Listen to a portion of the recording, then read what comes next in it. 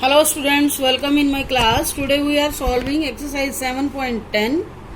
अब 7.10 एक्सरसाइज में आपको क्या करना है, evaluate the integral using substitution method. Substitution method हम ऑलरेडी पढ़ चुके हैं लास्ट एक्सरसाइज में, सेकेंड या थर्ड एक्सरसाइज थी शायद। इसमें कोई न्यू मेथड नहीं अप्लाई होने, और लिमिट आई है, लिमिट हमने भी लास्ट एक्सरसाइज में यूज कर लिया है। तो इसमें आपके पास जितने भी मेथड हैं हम पुराने ही सीखेंगे। तो क्वेश्चन नए आ गए हमारे पास, मेथड्स आपके वही पुराने होंगे। तो हम डायरेक्ट क्वेश्चन से स्टार्ट करते हैं। फर्स्ट क्वेश्चन एक्सरसाइज का 0 to 1 x over x square plus 1 dx। देखो लिमिट आई है, नेचुरली इंटीग्रल तो डेफिनेट ही है, मतलब डेफिनेट वैल्यू आएगी, डेफिनेट कांस्टेंट आएगा। तो अब हमें यहाँ सोचना होगा कि कौन से मेथड से क्वेश्चन करना है। एग्जाम में देखो बुक में तो लिख दिया यूजिंग सब्स्टिट्यूशन मेथड, एग्जाम में ऐसा कुछ नहीं लिखा होगा, आपको अपने माइंड से सोचना होगा। तो ये ऐसा तभी पॉसिबल है जब हम अच्छी से प्रैक्टिस करें। अब यहाँ से आपको देखने से पता चल रहा है कि एक्स डी एक्स डेरिवेटिव पड़ा हुआ है नीचे वाले फंक्शन का। तो it means x square plus 1 को पुट किया जाए, सब्स्टिट्यूट किया जाए टी के इक्वल, और 2x dx की वैल्यू क्या आएगी dt। x dx की वैल्यू निकालो। यहाँ अगर 2x होता तो हम डायरेक्ट dt लिख देते, लेकिन यहाँ x dx है तो हमें x dx की वैल्यू निकालनी है। और साथ में आपने इस बात का भी ध्यान रखना है कि जैसे हमारा वेरिएबल चेंज होगा, जैसे आप x को t में रिप्लेस कर रहे हो तो आपकी लिमिट भी चेंज होगी। अब आपको क्या करना है, x की जगह 0 रखोगे इसी फंक्शन में तो t की वैल्यू क्या आ रही है 1, x की जगह 1 रखोगे तो t की वैल्यू कितनी आएगी 2। तो लिमिट हमारी क्या होगी 1 से 2, और x dx की वैल्यू क्या आई dt बाय 2, और 1 by t into dt by 2। Constant को आउट कर दो, लिमिट आपकी 1 से 2 है, dt बाय t। इसका इंटीग्रेशन क्या होगा log t 1 से 2। अब आपके पास क्या आएगा 1 by 2 log upper limit minus lower limit. log 1 की वैल्यू क्या होती है 0। तो हमारे पास क्या आ गया 1 बाय 2 log 2। ये यहीं पे ही सॉल्व हो गया। नेक्स्ट क्वेश्चन पे आते हैं, क्वेश्चन नंबर 2। मेथड्स वही हैं, स्टेटमेंट आपको चेंज मिलेगी। जो हम लास्ट एक्सरसाइज में क्वेश्चन कर चुके हैं उनसे अलग ही क्वेश्चन मिलेंगे। सेकंड क्वेश्चन में लिमिट है हमारी 0 से pi by 2 root sine phi into cos raise to power 5 phi d phi. अब हमारा वेरिएबल यहाँ फाई है तो इंटीग्रेशन के साथ डी फाई लिखा हुआ है। अब यहाँ देखो किसको सब्स्टिट्यूट करना चाहिए। अब देखो पुट तो हम किसको कर सकते हैं, कोस को भी कर सकते हैं, कोस का डेरिवेटिव साइन, लेकिन साइन नहीं है हमारे पास, रूट साइन है। तो ये चीज आपने ध्यान रखना, जो पावर के अंदर बंद है ना टर्म, हमेशा उसको ही पुट किया जाता है। ये हम पहले सीख चुके हैं, क्योंकि कोस का डेरिवेटिव साइन होता है ना कि रूट साइन। तो कोस को तो हम पुट कर नहीं सकते, इसलिए हमें साइन को पुट करना पड़ेगा। साइन का डेरिवेटिव हमारे पास पड़ा है, क्या होता है साइन का डेरिवेटिव कोस फाई। अब कोस की पावर यहाँ 5 है, एक पावर को हम ब्रेक कर सकते हैं यहाँ पर। तो यहाँ पर आपने पुट करना है, पुट साइन फाई, रूट नहीं लेना, साइन फाई को पुट करो t, cos phi d phi is equal to d t. और साथ साथ आपको लिमिट भी चेंज करनी है। अगर आप फाई की जगह 0 रखते हो तो साइन 0 आपको पता है 0 ही होता है, टी की वैल्यू 0 आ जाएगी। साइन 5 पाई बाय 2 रखते हो, साइन पाई बाय 2 की वैल्यू क्या होती है 1, साइन 91 होता है। तो लिमिट अब हमारी क्या आ गई 0 से 1, और साथ साथ आप फंक्शन को भी मैनेज करोगे। रूट साइन फाई आपको एज इट इज रखना है, तो साइन फाई। ये स्टेप करने से पहले एक बार इसको दोबारा से इसी लिमिट के साथ लिख दो, root sine phi into cos raise to power 4, power अलग कर दो, सिंगल पावर जो हमें डेरिवेटिव के लिए चाहिए, इसके लिए ये हमें अलग करनी है। एक स्टेप और भी लिख देते हैं, क्योंकि 4 पावर को हमें ब्रेक करना है। रूट साइन फाई क्योंकि जब आपका वेरिएबल टी आ जाएगा तो सारा ही चेंज हो जाएगा, लिमिट भी चेंज हो जाएगी। यहाँ पर हमारा वही वेरिएबल चल रहा है, लिमिट भी वही चल रही है। अब यहाँ पर आप क्या लिखोगे, कोस, आपको पता है कोस स्क्वायर फाई क्या होगा, 1 माइनस साइन स्क्वायर फाई। अब इसके ऊपर 4 पावर है तो एक पावर और लगा दोगे, तो यहाँ पर हम क्या करेंगे, 1 माइनस साइन स्क्वायर फाई लिख देते हैं। ये तो कोस स्क्वायर की वैल्यू आ गई, लेकिन कोस की पावर क्या 4 है, तो ये 4 पावर हो जाएगी, और कोस फाई डी फाई। अब मेन ये चीज चाहिए, अब इसमें आप सब्स्टिट्यूशन करोगे। अब लिमिट भी हम चेंज कर देते हैं और वेरिएबल भी चेंज कर देते हैं। रूट की जगह, रूट साइन फाई की जगह क्या लिखोगे, तो रूट टी। यहाँ क्या आ जाएगा, 1 माइनस टी स्क्वायर, और ऊपर होल पावर है, कोस फाई डी फाई की जगह क्या आ गया, डी टी आ गया। अब आपको क्या करना है, 0 to 1 root t a minus b का होल स्क्वायर क्या होता है, a square plus b square minus 2t square into d t. 0 से 1 इसको मल्टीप्लाई करो, root t plus t raise to power 4 में 1/2 पावर ऐड करो, कितनी आ जाएगी, 9/2 पावर आ जाएगी, minus t raise to power 2 में हाफ पावर ऐड करो, कितनी आ जाएगी, 5/2 dt। अब हमने क्या करना है, इसका सिंपली पावर रूल से इंटीग्रेशन करना है, तो डायरेक्ट कर देते हैं। t की पावर 1/2 है, 1 ऐड करो, कितना आ जाएगा, 3/2, ये 3/2 3/2 प्लस 9/2 में 1 ऐड करोगे, t रेज टू पावर 11/2 11/2 नीचे भी आएगा, ऐसे t रेज टू पावर यहाँ 7/2 आएगा, ये 7/2, और साथ में लिमिट भी आपको पुट करनी है। अब थोड़ा सा लिमिट पुट करने से पहले इसको रीअरेंज करो, 2/3 t raise to power 3/2, 2/11 t raise to power 11/2, 2 into 2/7 t raise to power 7/2, 0 से 1, upper limit minus lower limit. अब अपर लिमिट की जगह 1 है, तो यहाँ 1 रखोगे तो 1 की जितनी टाइम मर्जी मल्टीप्लाई करो तो 1 ही रहेगा, तो यहाँ से भी क्या आया, 2/3 आएगा, 2/11 आएगा, माइनस 4/7 आएगा, और नेक्स्ट लोअर लिमिट में 0 रखोगे तो -0 ही आएगा। तो इसको सिंप्लीफाई करने के बाद हमारे पास एलसीएम आता है 231, 154 आएगा, इसको डिवाइड करके ये आएगा 42 माइनस 132, सिंप्लीफाई करके हमारे पास क्या है 64/231। ये सिंप्लीफिकेशन आप खुद कर सकते हो। क्वेश्चन नंबर 3 पे आते हैं। थर्ड क्वेश्चन में हमारे पास क्या है, 0 से 1 sine inverse 2x over 1 plus x square. ऐसा क्वेश्चन हमारे पास लास्ट एक्सरसाइज में भी आ चुका है। देखो यहाँ साइन, अगर हम एक्स के रिप्लेस में टेंजेंट रखें, टेंजेंट थीटा, तो हमारे पास ये साइन 2 थीटा का फॉर्मूला बन जाता है, क्योंकि बाहर साइन इनवर्स फंक्शन है तो अंदर हमें साइन वाला ही फंक्शन बनाना है। तो क्या करोगे, एक्स के रिप्लेस में आपको क्या रखना होगा, टेंजेंट थीटा। तो ये चीज आपको फॉर्मूला पता होगा तभी आप पता लगा सकते हो। तो x is equal to tangent theta, तो यहाँ से dx की वैल्यू भी निकाल दो, इसका डेरिवेटिव निकालो, second square theta d theta, limit भी चेंज होगी। x इज इक्वल टू 0 रखोगे तो टेंजेंट के कौन से एंगल पर 0 वैल्यू होती है, थीटा की वैल्यू क्या आ जाएगी, 0 आ जाएगी। 1 रखोगे, x की वैल्यू 1 रखोगे, टेंजेंट के कौन से एंगल पे 1 होता है, 5/4 पे, टेंजेंट 45 की वैल्यू। तो हमारे पास एंगल क्या है, 0 से π/4। अब हम क्या करेंगे, sine inverse 2 tangent theta over 1 plus tangent square theta, dx की वैल्यू क्या है, second square theta d theta.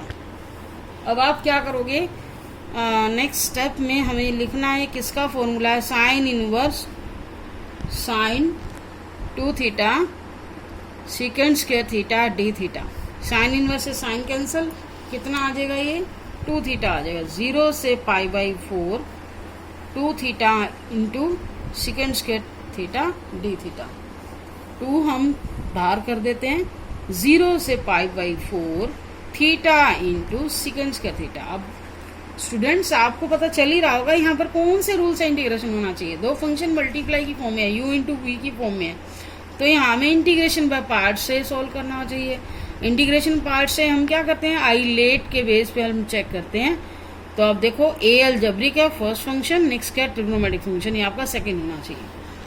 2 हम थ्रू आउट बाहर रख देते हैं। आइलेट में क्या करते हैं, first function as it is, integration of second, तो सेकंड स्क्वायर थीटा का इंटीग्रेशन क्या होगा, tangent theta minus derivative of first theta का डेरिवेटिव 1 आएगा क्योंकि विद रिस्पेक्ट टू थीटा चल रहा है, and again integration of second tangent theta आएगा डी थीटा।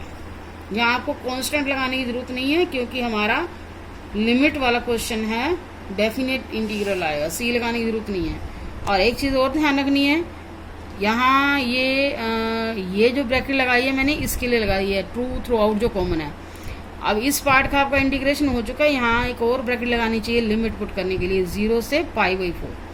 अब साथ साथ 2 से भी मल्टीप्लाई करते जाएं और लिमिट भी लगाते जाएं। 2 अपर लिमिट माइनस लोअर लिमिट, देखो इस पार्ट में भी आपको लिमिट पुट करनी है। थीटा की जगह π/4 रखो इंटू टेंजेंट π/4। अब लोअर लिमिट 0 रखोगे तो 4 पार्ट 0 हो जाएगा, तो वो तो नेक्स्ट वैल्यू आपकी 0 आएगी। ऐसे ही इस 2 को इधर मल्टीप्लाई करो, 0 से π/4 टेंजेंट थीटा डी थीटा। अब टेंजेंट थीटा का इंटीग्रेशन क्या होता है, माइनस लोग कोस थीटा। ये वैल्यू भी आपकी देखो कैंसिल हो जाएगी नेक्स्ट स्टेप में, ये π/2 आ जाएगा। टेंजेंट 45 की वैल्यू क्या होती है 1, तो यहां से बचेगा पहले पार्ट से 1 माइनस 2, 0 से π/4 ये स्टेप बचा है, tangent theta d theta, π/2 minus 2। अब इसका इंटीग्रेशन क्या आएगा, माइनस लोग कोस थीटा, और लिमिट लगाओ 0 से π/4। माइनस माइनस क्या हो गया, प्लस हो गया, π/2 प्लस 2 लोग कोस थीटा 0 से π/4। अपर लिमिट 2 लोग कोस π/4 माइनस कोस लोग भी आएगा, लोग कोस 0, π/2 प्लस 2। कोस 45 की वैल्यू क्या होती है 1/√2, और लोग कोस 0 की वैल्यू 1, और फिर लोग 1 आ जाएगा। लोग 1 क्या होता है, वो भी 0 होता है। तो π/2 प्लस क्या आया, ये यहाँ पर लोग आएगा साथ, 2 लोग 1/√2, ये वैल्यू तो क्या हो जाएगी 0 हो जाएगी। अब देखो एक स्टेप हम यहाँ पर और सॉल्व कर सकते हैं।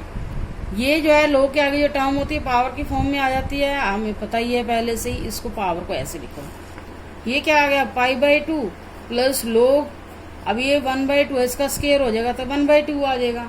देखो क्वेश्चन तो हमारा यहाँ पर भी कंप्लीट है। इसको आपकी जो एनसीईआरटी बुक है उसके आंसर के हिसाब से मैच करने के लिए क्या क्या कर सकते हैं, इस बुक में क्या लिखा हुआ है, माइनस में आंसर दिया हुआ है। कैसे आया माइनस में, इसको आप पॉजिटिव पावर करने के लिए ऐसे लिख सकते हो ना, और यही माइनस फिर आगे आ गया π/2 माइनस log 2। क्वेश्चन तो हमारा यहीं पर कंप्लीट था। आगे और जितना लॉगरिथम के रूल अप्लाई करके इसको सिंप्लीफाई किया गया। तो ये क्वेश्चन भी हमारा कंप्लीट हो चुका है। क्वेश्चन नंबर 4 पे आते हैं। क्वेश्चन नंबर 4,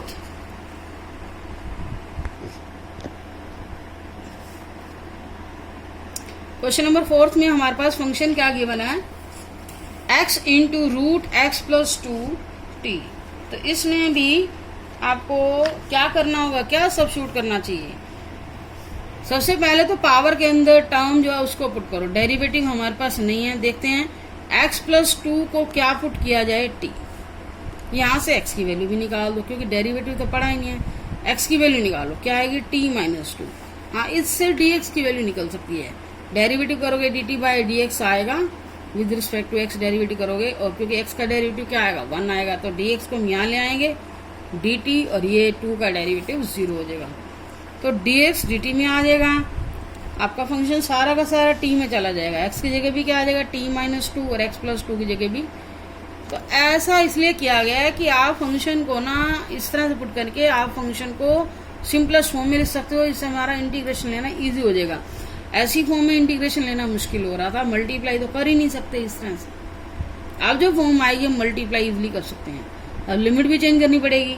एक्स के रिप्लेस में क्या रखोगे, 0, एक्स 0 रखोगे तो टी कितना आएगा, 2 आएगा। देखो 0 रखो, टी 2। एक्स 2 रखोगे, 2 + 2 4, टी की वैल्यू कितनी आ गई, 4। तो हमारी लिमिट क्या आई, 0 की जगह 2 आ गया, 2 से 4 आ गया। ये क्या आ गया, एक्स की जगह क्या आ गया, t - 2, और इसकी जगह क्या आ जाएगा, √t, और dx की जगह आ जाएगा t। अब देखो मल्टीप्लाई करना कितना इजी है। इसके 2 पार्ट हो गए ना, पावर के अंदर वाली टर्म हमारी सिंगल होगी। अब पावर के अंदर 2 पार्ट थे, इस तरह से मल्टीप्लाई करना मुश्किल था। तो t को पहले √t से मल्टीप्लाई करोगे, कितना आ जाएगा, t⁻³ 3/2 - 2 √t।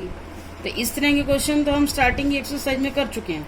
इंटीग्रेशन डायरेक्ट ले लो, t⁻³ 3/2 में 1 ऐड करोगे, कितना आ जाएगा, 5/2। डायरेक्ट लिख देते हैं 5/2, और ऐसे ही 1/2 में 1 ऐड करोगे, 3/2 आ जाएगा, ये भी 3/2, और लिमिट रख देते हैं 2 से 4। क्या आएगा ये, इसमें सॉल्व करो इसको, 2⁵5 2/5 हो जाएगा आगे, 2/5 t⁵5/2।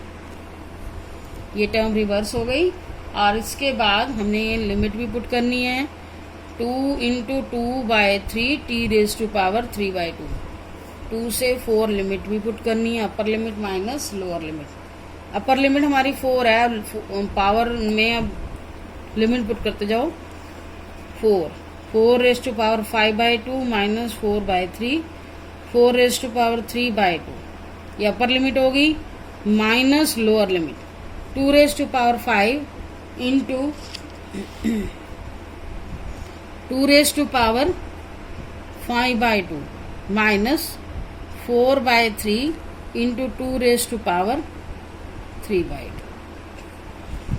अब इसको और सिंप्लीफाई करना है, थोड़ा सा कैलकुलेशन इसकी ध्यान से करनी है।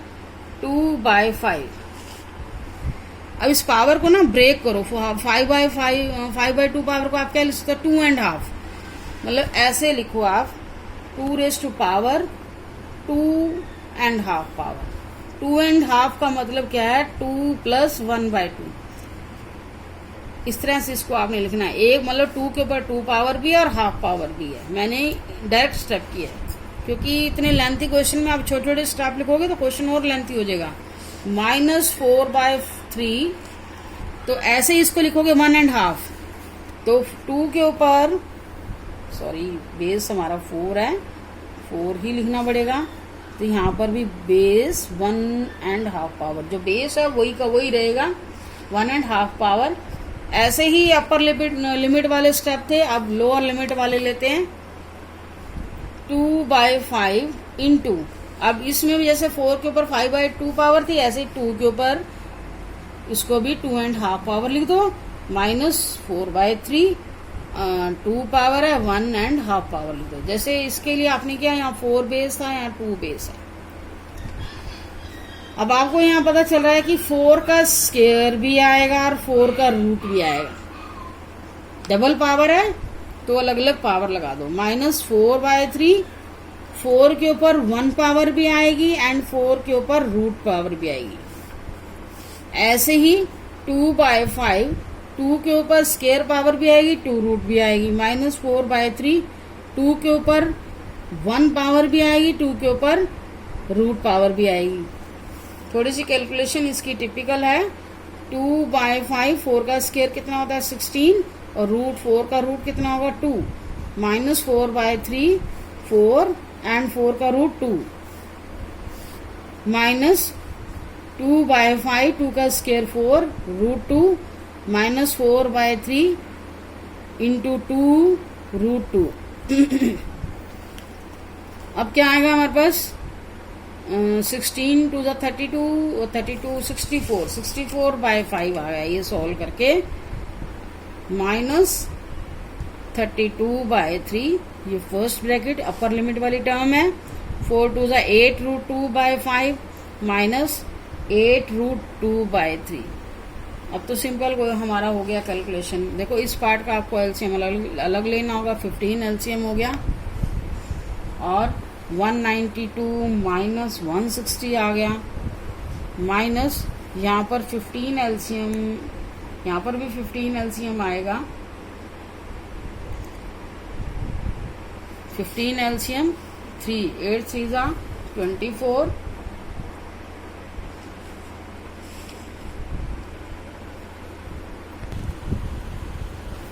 यहाँ हमें एलसीएम लेना होगा। 5 3 ज़ा 15, 24 रूट 2 माइनस यहाँ कितना आएगा 3, 15 को 3 से डिवाइड करोगे 5, 8 4 5 ज़ा 40 रूट।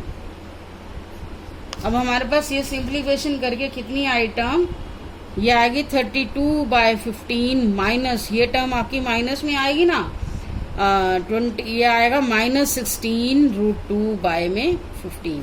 माइनस माइनस हमारे पास क्या हो गया, प्लस हो गया। 32 बाय 15 प्लस 16 रूट 2 बाय 15। अब बेस सेम है, इसके हम ऐसे लिख सकते हैं 32 प्लस 16 रूट 2। तो ये क्वेश्चन भी हमारा कंप्लीट हो गया। Thank you for watching video.